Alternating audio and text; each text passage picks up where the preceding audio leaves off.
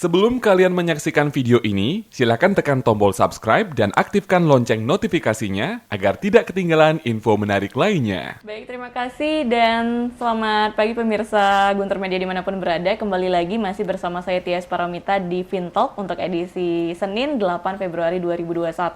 Dan di sesi kedua ini untuk Anda yang ingin tanya-tanya bisa langsung telepon ke 23455 dan menanyakan terkait topik yang kita angkat kali ini mengenai meminimalisasi biaya pajak dalam usaha. Oke, sembari menunggu penelpon yang bergabung di 23455, mungkin Tias kembali yang akan bertanya masih ke Pak Putra ya. Bu Trisna ditahan dulu ya, Bu ya. Saya memang di sini menemani Pak Putra. Iya, menemani Pak Putra ya, bukan kebalik ya. Betul. Oke, nah tadi Bapak menyebutkan ada dua cara untuk meminimalisasi pembayaran pajak nih, ada dengan omset dan juga laba gitu ya. Nah dengan omset itu tadi sempat ngobrol juga di waktu tadi break itu, katanya membayar setengah ya dari gininya. Itu apakah itu termasuk meminimalisasi dari pembayaran pajak itu sendiri? Oke, terkait dengan setengah itu bukan bagian gitu ya, karena itu memang sudah sesuai dengan aturan. Ada PP 23 2018 yang memberikan dalam peraturan tersebut terkait dengan pajak untuk pengusaha yang memiliki omset tidak lebih dari 4,8 miliar setahun itu boleh menggunakan fasilitas tarif itu. Nah, yang jadi pertanyaan adalah apakah mungkin, karena ini kan termasuk objek final gitu ya, objek pajak final, apakah mungkin ketika saya sebut UMKM saja ya, karena banyak sekali yang artinya UMKM yang menggunakan tarif ini, saya sebut saja objeknya adalah subjeknya adalah UMKM. Jadi apakah bisa tarif final ini kemudian dilakukan boleh dikatakan bisa dilakukan tax planning nggak? Jawaban saya bisa. Yang pertama gini, karena yang namanya UMKM itu kan transaksinya banyak, artinya transaksinya tidak satu, tidak dua, tidak menutup kemungkinan ada pajak lain yang dikenakan atas transaksi yang mereka miliki, padahal mereka sudah menggunakan PPh final tarif 0,5%. Nah, supaya tidak dikenakan pajak yang lain, teman-teman UMKM itu boleh meminta fasilitas yang namanya SKB, surat keterangan bebas. Jadi ketika teman-teman UMKM itu memiliki surat keterangan bebas, maka dalam tanda kutip lawan transaksi itu ketika kita sudah memegang yang namanya surat keterangan bebas, tidak akan memungut atau memotong pajak lain selain pembayaran atas transaksi itu, karena nanti hanya di transaksi itu saja yang akan dikenakan tarif final. Itu yang pertama. Kemudian yang kedua, yang menarik adalah dari April 2020 kemarin sampai dengan Desember itu ada kebijakan dari pemerintah memberikan insentif untuk UMKM. Nah, kebetulan kemarin peraturannya sudah keluar, PMK 9 2021 itu sudah keluar, memperpanjang insentif itu, salah satunya adalah untuk UMKM sampai dengan Juni besok. Artinya untuk saat ini teman-teman UMKM sepanjang masuk kelompok layanan usahanya itu sesuai dengan PMK tersebut, itu boleh menggunakan fasilitas pajak ditanggung pemerintah. Artinya teman-teman UMKM itu tidak perlu membayar pajak, tapi akan diberikan insentif. Hanya saja nanti kewajibannya adalah setiap bulan harus melaporkan berapa sih realisasi yang diperoleh dalam satu bulan. Itu aja biasanya yang dilakukan. Oke, berarti program relaksasi yang diberikan pemerintah itu bisa meminimalkan biaya salah pajak. Satunya. Oke, berarti harus digunakan dengan baik ya oleh para pemilik usaha ini sendiri. Nah, tadi Bapak menyebutkan juga kalau aturan untuk meminimalisasi dari omset itu diatur oleh PP 23 gitu ya. Kalau boleh tahu, itu siapa aja yang boleh menggunakan? Apakah UMKM aja? Yang karena tadi Bapak singgung UMKM. Oke, dalam PP 23 itu sudah dijelaskan secara eksplisit sih tidak dijelaskan UMKM ya, tapi sebagian besar UMKM yang menggunakan itu karena omsetnya kurang dari 4,8 miliar setahun. Jadi pertanyaannya siapa saja sih? Jadi siapa saja sepanjang dia tidak memiliki omset tidak lebih dari 4,8 miliar setahun, kecualinya ada. Kecualinya adalah mereka yang melakukan aktivitas pemberian jasa seperti dokter misalkan, walaupun kurang dari 4,8 dia nggak boleh, konsultan, itu tidak boleh. Jadi kalau misalkan ada UMKM bidang perdagangan, kemudian ada jasa yang selain saya sebutkan tadi itu boleh menggunakan PP23. PP23. Oke, ditahan Pak Putra, kita sapa dulu penelpon yang sudah bergabung di 23455. Halo, selamat pagi.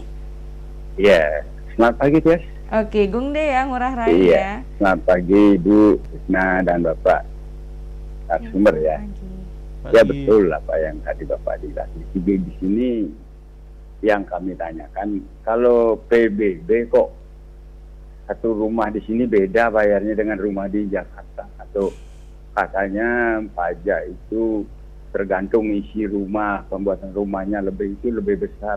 Apa betul seperti itu kalau Gung De, PBB? mungkin bisa ditanyakan terkait pajak di usaha ya, Gung De ya? Iya, itu kan PBB pajak kan? Iya, tapi kan Pajak kan. Nanti kan ke sana juga, Gung De kan punya usaha. Iya, oke. Gung De itu dulu, gitu loh, Tias. Iya, lanjut. Tanyakan gitu loh, kan pajak juga kan.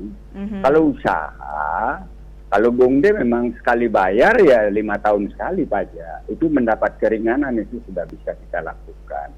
Makanya yang Gung De tanyakan, PBB itu kok beda, jadi penilaiannya seperti apa, betul nggak? Kalau pajak perusahaan kami tetap bayar 5 tahun, dan di sini kalau di Indonesia kan nukar dari euro ke rupiah juga kena pajak, pajak penghasilan juga kena. Itu lebih, kalau pajak penghasilan sih sama. Tetapi ini dan kami tanyakan, coba kasih jawaban. Pajak PBB-nya ini kok bisa beda-beda, tergantung katanya tempatnya betul atau enggak itu. Itu saja, terima kasih banyak Om Santi Kantinya Dewa. Oke, terima kasih untuk Gung De yang kayaknya emang banyak banget punya properti ya dari Gung De ini sendiri ya. Mungkin bisa ditanggapi langsung Pak Putra. Oke, baik, terima kasih Pak Gung De, ini kayaknya ini pendengar setianya Guntur nih ya. Jadi PBB itu memang betul salah satu bagian dari pajak. Hanya saja kita perlu perhatikan PBB ini ada dua. Ada yang disebut dengan PBB P3 itu dipungut oleh pemerintah pusat, kemudian ada PBB P2 yang dipungut oleh pemerintah daerah tingkat 2. Saya asumsikan mungkin ini adalah bagian dari PBB P2 gitu ya. Jadi kenapa sih besarnya pajak itu berbeda-beda? Dalam perhitungan PBB ada yang disebut dengan NJOP, nilai jual objek pajak.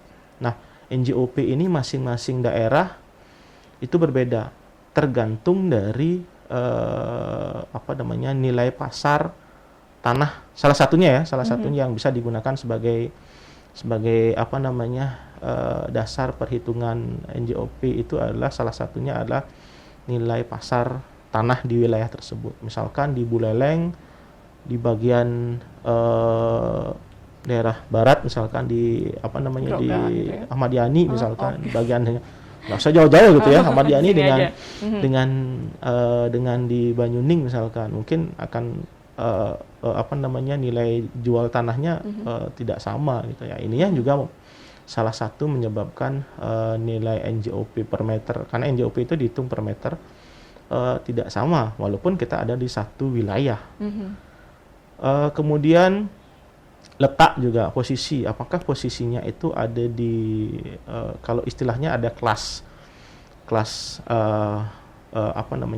utama, seperti itulah ininya, kelas utama, kemudian ada di tengah dan lain sebagainya. Ini juga membawa blok ini juga membawa dampak terhadap NJOP itu. Itu salah satu dan salah dua yang menyebabkan kenapa sih PBB antara satu wilayah dengan wilayah yang lain itu berbeda. Nah, salah duanya seperti itu. Itu alasannya. Oke, tadi Gung De juga menyebutkan kalau dia ini rajin bayar pajak usahanya itu 5 tahun sekali. Emang benar kalau pajak usaha itu 5 tahun sekali dilaporkannya, Pak, atau bagaimana? Secara aturan untuk pajak usaha, saya harus ini dulu, apakah ada izin yang diperoleh. Kan kalau untuk artinya ketika kita berbeda dengan aturan, kita harus minta izin. Contoh misalkan ketika dokter dia tidak menggunakan perhitungan biasa, dia menggunakan penghasilannya itu dia minta izin dulu. Jadi ketika diizinkan dia baru boleh menggunakan. Kalau di luar itu sepanjang diizinkan oleh yang berwenang, apakah dari DJP ataukah dari Menteri Keuangan, diperkenankan ya, memang diperkenankan. Oke. Gitu. Sepanjang ada izin loh ya. Harus izin dulu berarti ya. Oke. Nah, langkah-langkah apa sih Pak kalau boleh tahu yang harus dilakukan oleh perusahaan supaya bisa meminimalkan beban pajak yang harus mereka bayar? Oke, untuk bisa meminimalkan beban pajak ada beberapa cara yang bisa dilakukan oleh perusahaan. Saya mungkin secara garis besar bagi dua ya. Mungkin cara yang agak mudah dan agak sedikit ribet gitu ya. Kenapa saya katakan ribet ya? Karena ini berkaitan dengan aturan. Yeah. Ya memang sih semua berkaitan dengan aturan, tapi yang kedua lebih mendalam. Cara yang gampang adalah seperti yang dijelaskan Bu Trisna tadi, kita harus melakukan tax planning. Salah satunya adalah dari awal usaha kita ketika kita mau berdiri, mendirikan sebuah usaha. Untuk perusahaan yang akan kita buat itu seperti apa? Kita harus menentukan itu dulu. Kemudian ketika kita berjalan, usaha kita berjalan, di situ harus sudah kita memiliki yang namanya NPWP. Karena kalau kita tidak memiliki namanya NPWP, artinya terdaftar ya. Kalau kita tidak terdaftar di situ, kemungkinan paling besar adalah kita akan dikenakan sanksi berupa tarif yang lebih tinggi. Kemudian berikutnya yang harus kita pahami berikutnya adalah ketika Anda sudah terdaftar, ketika ada pajak terutang, kapan batas waktu saya harus bayar. Misalkan Anda PPH tanggal 10 sampai 15 bulan berikutnya, kemudian termasuk PPN gitu ya. Kemudian untuk masa, kemudian untuk tahunnya nanti pada paling lambat itu tanggal 31 Maret untuk orang pribadi, kemudian 30 April untuk badan. Ini diperhatikan. Kalau terlambat gimana ya? Anda akan kena sanksi. Sanksinya ya walaupun sekarang sudah ada penurunan sanksi khusus untuk bunga melalui Undang-Undang 11 2020 Undang-Undang Cipta Kerja. Sekarang sanksinya itu sesuai dengan bunga acuan, kemudian ditambah dengan uplift. Kemarin itu sudah keluar aturannya yang paling tinggi 1,8 kalau nggak salah, 1,8%. Yang sebelumnya 2% per bulan, maksimal 24 bulan. Sekarang tergantung suku bunga acuan plus uplift maksimal 15% setahun. Itu terkait dengan pembayaran. Kemudian terkait dengan pelaporan. Ini perhatikan, kalau kita misalkan melapor untuk masa, itu paling lambat tanggal 20 untuk PPH, kemudian tanggal akhir bulan untuk PPN. Kemudian 31 Maret untuk tahunan OP, kemudian 30 April untuk badan. Ini diperhatikan. Kalau terlambat gimana ya? Pasti akan ada sanksi. Apakah nilainya adalah 100.000 untuk OP, kemudian 1 juta untuk badan, 500.000 untuk PPN. Ketika kita kena ini, kita kan sudah tidak menghemat lagi. Artinya ada pengeluaran yang harus kita keluarkan. Itu mungkin yang lebih gampang. Kemudian yang agak sedikit ribet adalah terkait dengan memahami aturan-aturan. Misalkan seperti yang saya jelaskan tadi, apakah sudah memanfaatkan SKB atau belum? Kemudian apakah telah membuat pembukuan sesuai dengan aturan pajak, bukan aturan akuntansi. Nah, itu yang harus diperhatikan karena antara akuntansi dan pajak ini ketika kita melaporkan melaporkan pajak, kita akan menggunakan laporan fiskal atau laporan pajak yang kemudian harus disesuaikan. Jadi ketika kita di perusahaan, kita akan menggunakan standar sesuai dengan akuntansi, kemudian kita akan laporan pajak, kita menggunakan standar sesuai dengan pajak. Yang ini kemudian dilakukan penyesuaian, namanya koreksi fiskal. Ini kemudian dilakukan koreksi. Apakah secara akuntansi itu diperkenankan, tapi secara fiskal belum tentu diperkenankan. Artinya kita akui misalkan biaya di akuntansi, tapi secara fiskal belum tentu diakui. Misalkan kita punya perusahaan, kita iklan misalkan di Guntur, kemudian di TV-TV, di radio misalnya. Itu kan bagian dari biaya entertainment. Biaya entertainment secara akuntansi pasti akan dicatat karena terjadi ada duit keluar di situ. Tapi secara fiskal, secara pajak ini belum tentu bisa diakui sepanjang artinya perusahaan belum membuat namanya daftar nominatif. Misalkan daftar nominatif itu di mana kita ngiklan, kemudian NPWP-nya berapa, kemudian kita sudah dipotong berapa. Minimal itu yang harus terlihat, baru kita bisa akui sebagai biaya. Ketika tidak bisa diakui sebagai biaya, artinya biaya kita hilang, otomatis kan laba kita naik. Laba naik, otomatis pajak tinggi. Tapi ketika itu diakui, otomatis ada biayanya, akan mengurangi penghasilan kita, otomatis laba semakin kecil, pajak juga akan semakin kecil. Nah, seperti itulah contoh langkah-langkah yang bisa yang harus dilakukan. gitu. Berarti pembayaran pajak itu disesuaikan dengan laba yang kita peroleh, Pak ya? Maksudnya perusahaan peroleh gitu ya? Kalau kita menggunakan perhitungan PPh pasal 25. Oke, itu berarti beda-beda berarti ya, kembali lagi.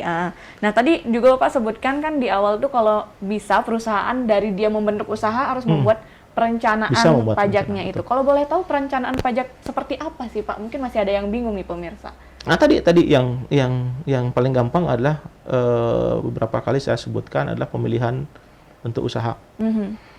Apakah saya mau buat UD dan lain sebagainya. Nah, itu salah satunya. Ini akan membawa dampak berapa pajak yang bisa dikenakan atas usaha saya. Kemudian tarif yang akan dikenakan ke saya itu berapa? Itu salah satu di situ. Nah,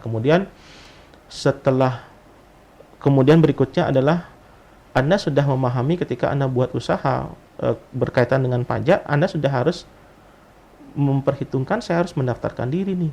Karena ketika Anda tidak mendaftarkan diri, seperti yang saya sudah jelaskan tadi, kemungkinan besar ketika Anda memiliki yang namanya penghasilan, kemudian tarifnya akan lebih besar di situ. Kemudian setelah itu perhatikan kapan Anda harus, yang terkait dengan jangka waktu. Kapan Anda harus membayar kalau Anda punya utang dan utang pajak, dan kapan Anda harus melapor. Jadi gampangnya di situ untuk yang UMKM. Tapi tadi juga disebutkan kalau ada beberapa peraturan yang mungkin berubah sedikit, Pak ya. Itu apakah juga berarti kita harus tetap memperbarui tax planning yang sudah kita buat sebelumnya? Biasanya peraturan itu tergantung tanggal berlakunya. Contoh untuk PP 23 misalkan. PP 23 ini kan sebenarnya adalah mengganti PP 46 efektif per 1 Juli 2018. Sebelumnya berarti kan dari Januari sampai dengan Juni ini kan PP 46 yang jalan, tarifnya 1%. Jadi ketika kita jalan dari 1 Januari sampai dengan 1 Juni 2018 ketika itu, jadi kita masih menggunakan tarif yang 1% ini. Tapi ketika 1 Juli sepanjang omset kita nggak lebih dari 4,8 miliar, kita boleh menggunakan PP 23 ini. Yang dilihat adalah omset 2017. Apakah 2017 omsetnya lebih nggak dari 4,8? Oh nggak, berarti Juli dia boleh menggunakan tarif setengah. Oke, jadi turun dia, boleh gitu. Oke, jadi nggak semata-mata baru berubah dirubah lagi gitu ya, Pak ya. Oke. Menyesuaikan lah. Menyesuaikan, oke, fleksibel ya, Pak ya. Oke, kalau boleh tahu tips dan trik yang bisa digunakan untuk meminimumkan beban pajak, Pak? Oke, tipsnya paling gampang adalah pahami jenis usaha kita. Kemudian yang kedua adalah pahami aturan yang berlaku. Kalau memahami mungkin agak susah ya. Setidaknya tahulah ada aturan itu. Dan terakhir adalah sesuaikan waktu untuk membayar dan melapor, itu aja. Oke, itu tadi ya. Berapa? 3 ya kalau nggak salah ya. Ada jadi gampangnya itulah. Ya, tips dan trik untuk yang mau mengurangi beban pajak sesuai aturan sekali lagi ya, Pak ya. Oke, sekarang dia mau ke Bu Trisna ya. Karena dari tadi akhirnya ya dari tadi di pojokan. Udah habis. Iya, udah mepet soalnya. Oke, setelah yang tadi dijelaskan oleh Pak Putra, gimana nih Bu Trisna melihat hal ini, Bu? Iya, oke. Setuju ya, tadi udah disampaikan secara detail menurut saya apa sih langkah-langkah yang harus dilakukan untuk meminimalisasi beban pajak itu sendiri. Seperti yang saya awal tadi sebutkan, Tias, bahwa orang itu sebenarnya nggak rela untuk bayar pajak ya, nggak ikhlas. Tetapi selalu kita ingat bahwa pajak ini adalah salah satu sumber penerimaan negara terbesar.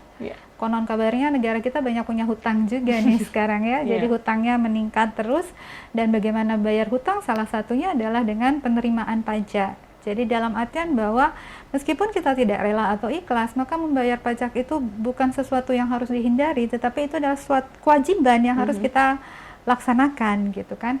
Nah, seperti disampaikan tadi bahwa meminimalisasi pajak itu ada cara-cara yang memang bisa dilakukan sesuai dengan peraturan perundang-undangan. Jadi tidak melakukan tax evasion ya. Jadi kita tidak melakukan meminimalisasi biaya pajak dengan mengurangi penghasilan misalkan, atau menambah biaya yang tidak seharusnya terjadi biaya gitu kan.